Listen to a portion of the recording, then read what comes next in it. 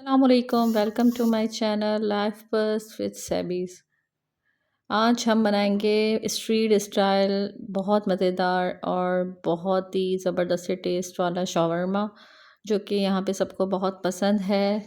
और जो है, लेकिन आज जो हम शावरमा बनाएंगे वो इतना ज़्यादा मिर्चों वाला शावरमा नहीं होगा, क्योंकि मैंने देखा है कि यहाँ पे ज़्यादातर जो है वो लाल चटनी वगैरह डाली जाती है। तो मैं आज इसमें लाल चटनी वगैरह ऐसा कोई सॉस ऐड नहीं करूँगी। मैं इसमें ऐड करूँगी गार्लिक सॉस, करेंगे इसमें चिली मायो सॉस।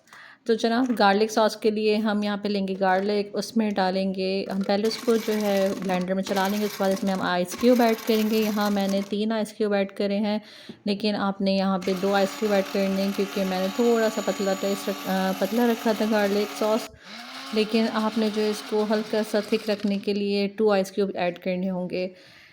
अच्छा जी, उसके बाद आपने गार्लिक डाल के इसके अंदर आइस क्यूब डालें। दैन आफ्टर आपने इसमें ऑयल आहिस्ता आहिस्ता डालना है, उसको चलाते रहना है और ये मज़ेदार सा आपका गार्लिक सॉस तैयार हो जाएगा। अब हम इसी गार्लिक सॉस से 2 तरह के सॉस तैयार करेंगे। एक के अंदर मैंने जस्ट मायो ऐड किया है और दूसरे के अंदर मैंने गार्लिक सॉस और मस्टर्ड पेस्ट भी ऐड किया है। अच्छा, इसमें जो है लेमन जूस और सॉल्ट मैं ब्लेंडर में जब चला रही थी, जब ऐड कर चुकी थी। ये हमारे 2 तरह के सॉस तैयार हो गए हैं। इसके बाद हम ले लेंगे चिकन, उसको हैमर से खूब ज़्यादा सारा गुस्सा आपने उस पे उतार देना है, हैमर मार मार के। जब वो आपकी चिकन चपटी हो जाए, इसमें आपने सारे मसाले जो कि इंग्रेडिएंट्स विद क्वांटिटी सब लिखा हुआ है, आपने वो सारे ऐड करके इसको मैरिनेट कर देना है बहुत अच्छे तरीके से, ताकि इसमें अंदर तक फ्लेवर लग जाए।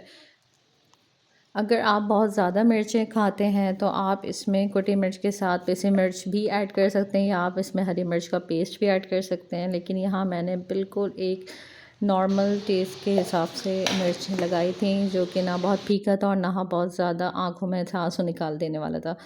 तो यहाँ मैंने अच्छी तरीके से चिकन को मैरिनेट कर लिया है। मैंने इसको तकरीबन हाफ़ एन आवर के लिए मैरिनेट किया था, ताकि इसकी मैरिनेशन का मसाला जो है अच्छी तरह इस पे लग जाए। उसके बाद मैंने ले लिए थे यहाँ पे वेजीज़, और इनको आपने स्लाइसली कट कर लेना है। इसका हम बनाएंगे मज़ेदार सा सैलड, जो कि हमारे इसके अंदर शावरमा के अंदर यूज़ होगा। और यहाँ मैंने कैरेट लिया है, कैप्सिकम, अनियन और ककम्बर का बीच का पोर्शन जो है, जिसमें बीज वगैरह बहुत ज़्यादा थे, अगर मैं उसको छोड़ देती थी वो पानी छोड़ देता, तो इसलिए मैंने उसको रिमूव कर दिया था।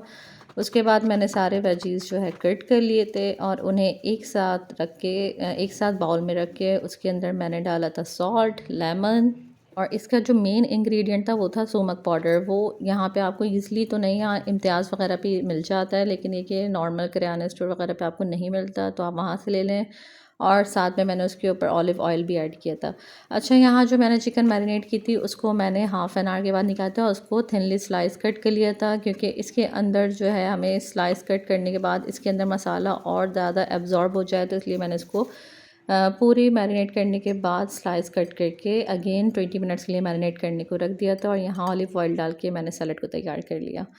अब हम ले लेंगे पैन में थोड़ा सा ऑयल और चिकन को शामिल करेंगे, और यहाँ पे हमारी चिकन पकना स्टार्ट हो गई है।